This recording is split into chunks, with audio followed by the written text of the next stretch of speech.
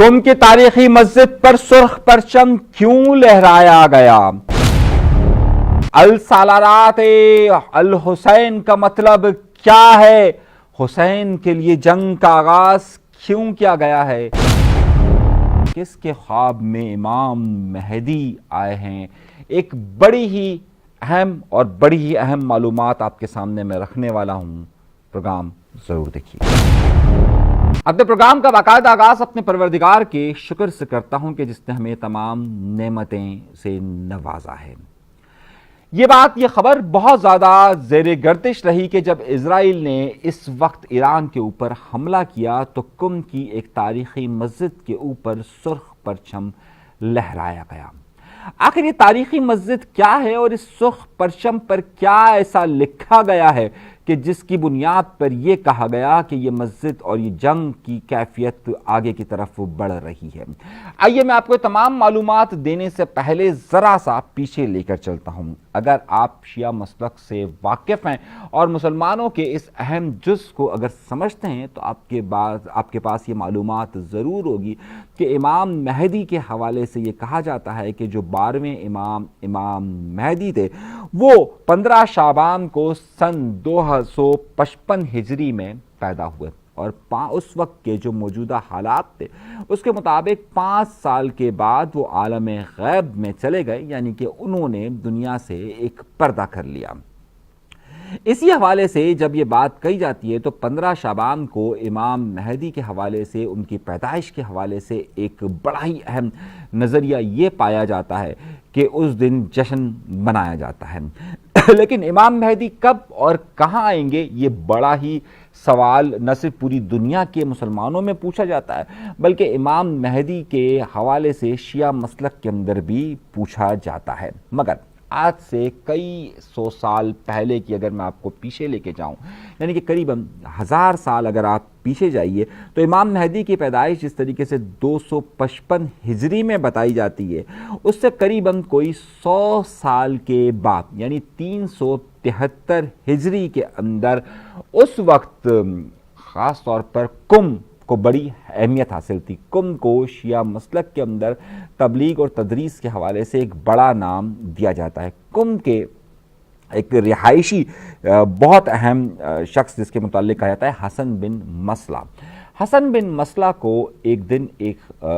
वो सो रहे होते हैं कि उन्हें जगाया जाता है और जगाने के बाद वो देखते हैं कि सामने कुछ लोग मौजूद हैं और वो इन्हें कहते हैं कि आओ हमारे साथ चलो। जब ये उस मकाम पर पहुंचते हैं जो कुम से 6 किलोमीटर दूर जमकरान का इलाका कहा जाता है तो वो देखते हैं कि वहाँ पर 2 लोग मौजूद होते हैं। खुद यहाँ पर हसन बिन मसला, जिसे उस वक्त के लोग एक बहुत ही अहम और बहुत ही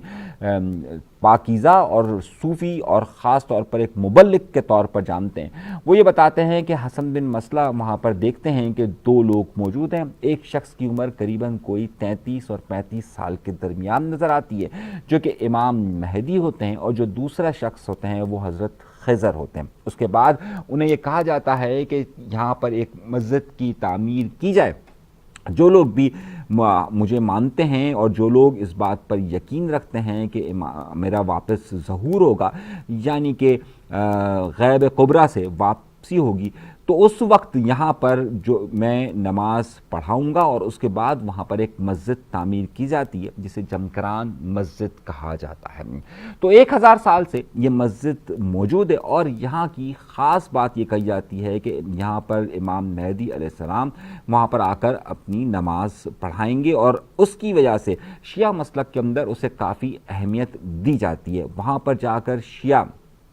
मसलक के लोग 4 रकत अदा करते हैं, 2-2 करके अलग अलग रकत अदा करते हैं। एक जो पहला सिलसिला होता है उसे पहली नमाज को नमाज तहियत कहा जाता है और दूसरी इमाम मेहदी के हवाले से नमाज की नियत की जाती है। इस हवाले से इस मस्जिद को, जमकरान की मस्जिद को बहुत अहमियत हासिल है।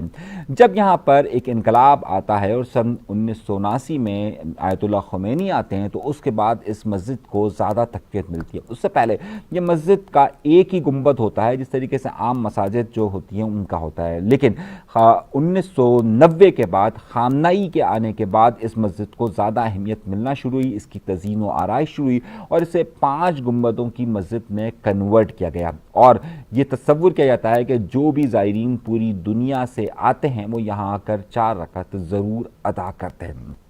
عام طور پر محرم الحرام میں سرخ پرچم کو یہاں لہرایا جاتا ہے۔ سرخ پرچم کا مطلب ہی، اور سرخ پرچم کے اوپر جو ہے وہ خاص عبارت لکھی ہوتی ہے جسے السالارات حسین کہا جاتا ہے، یعنی کہ حسین کے خون کا بدلہ لیا جائے گا۔ عام طور پر جنگی کیفیت میں محرم الحرام میں تو یہاں پر اس پرچم کو لہرایا جاتا ہے جس کے اوپر یہ عبارت لکھی ہوئی ہوتی ہے، لیکن اب تک موجودہ تاریخ کے اندر 3 ایسے مقامات آئے ہیں کہ جب یہاں پر سرخ پرچم کو لہرایا گیا۔ ایک وہ واقعہ تھا کہ جب شام میں اس وقت قاسم سلیمانی صاحب پر اٹیک کیا گیا تھا اور انہیں شہید کیا گیا تھا اسرائیل کی طرف سے، اس کے بعد یہاں پر بدلہ لینے کا اعلان کیا گیا تھا، اور آپ کے علم میں ہوگا کہ اس وقت یہ سرخ پرچم وہاں پر لہرایا گیا، یعنی کہ حسین کے خون کا بدلہ لیا جائے گا۔ اس کے بعد دوسرا موقع اس وقت آتا ہے جب اسماعیل ہانیہ کو شہید کیا جاتا ہے اور دوسری بار وہاں پر یہ سرخ پرچم لہرایا جاتا ہے۔ پہلی بار جب بدلہ لینے کا اعلان کیا جاتا ہے اور پھر جب دوسری بار کیا جاتا ہے تو اسے وعدہ صادق کہا جاتا ہے اور اسے نمبر 2 کا نام دیا جاتا ہے، اور اب جو اسرائیل نے ایران پر حملہ کیا اسے وعدہ صادق 3 آپریشن کا نام دیا گیا، اور اس کے بعد یہاں پر سرخ پرچم لہرایا گیا۔ اس کا مطلب 3 طریقوں سے واضح ہے، کیونکہ امام مہدی کے حوالے سے یہ جگہ مقدس ترین سمجھی جاتی ہے، اور یہاں پر وہ تمام لوگ جمع ہوتے ہیں کہ جو کہ امام مہدی کے ساتھ اس وقت اپنے سفر کا آغاز کریں گے یا ان کے ساتھ شامل ہوں گے۔ تو اس لیے جب کبھی بھی اس شیعہ مسلک کے حوالے سے یا پھر اس خطے کے حوالے سے یہ تصور کیا جاتا ہے کہ جب کبھی بھی حق اور باطل کی لڑائی ہوگی تو وہ اسی مسجد سے اس کا آغاز ہوگا اور یہیں پر امامت کی جائے گی۔ یہ ایک بڑا مشہور وہاں پر معاملہ ہے۔ اسی لیے جب کبھی بھی جمگران کی اس مسجد پر سرخ پرچم نصب کیا جاتا ہے تو دنیا بھر کے شیعہ جو ہوتے ہیں ان کے لیے یہ ایک اہمیت اختیار کر جاتا ہے کہ اب اس کا مطلب واضح طور پر یہ ہے کہ جنگ ہوگی اور حسین کے خون کا بدلہ ہوگا، اور یہیں سے ہمیشہ کئی عرصوں سے یہاں پر اسے ایک اہمیت حاصل ہے۔ لاکھوں کی تعداد میں یہاں پر زائرین آتے ہیں اور اس مسجد کو بہت ہی اہمیت حاصل ہے۔ تو جب کبھی بھی مسجد جمگران پر سرخ پرچم لہرایا جاتا ہے تو اس کا مطلب واضح طور پر یہ ہوتا ہے کہ اب خون کا بدلہ لیا جائے گا، اور اسی لیے جب اسرائیل نے حملہ کیا اور ایران کے اندر کئی جوہری تنصیبات کو نقصان پہنچانے کے ساتھ ساتھ پاسداران کے انقلاب کے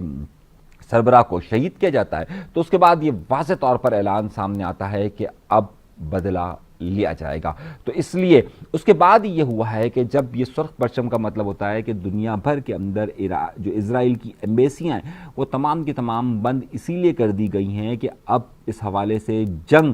ضروری، یعنی کہ جسے جہاد کا جا رہا ہے وہ اس شیعہ مسلک کے مطابق اب ضروری ہو چکا ہے۔ تو اس وقت امریکہ اور اسرائیل کو سب سے بڑا خطرہ یہ ہے کہ دنیا بھر کے وہ تمام ممالک، چاہے وہ مسلم ممالک ہوں یا غیر مسلم ہوں، وہاں پر اب ان کے سفارت خانوں نے اپنی بلکہ اکثر تو سفارت خانے اپنے بند کر دیے گئے اور وہاں سیکورٹی کے انتظامات کو سخت کر دیا گیا ہے کہ وہاں پر کہیں سے بھی اب بدلہ لیا جا سکتا ہے۔